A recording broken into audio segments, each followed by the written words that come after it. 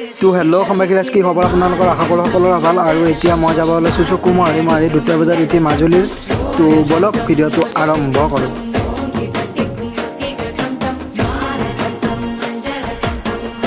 শীতমিত আন্ধাৰৰ মাজেৰে গৈ আছোঁ মাজুলীলৈ বুলি। মাজুলীত ক'ত কি দেখা পাওঁ আপোনালোকক গোটেই স্ক্ৰিপ্টটো আপোনালোকক দেখাই দিম আৰু আপোনালোকে ভিডিঅ'কেইটা চাই কেনে পালে কমেণ্ট কৰি জনাব।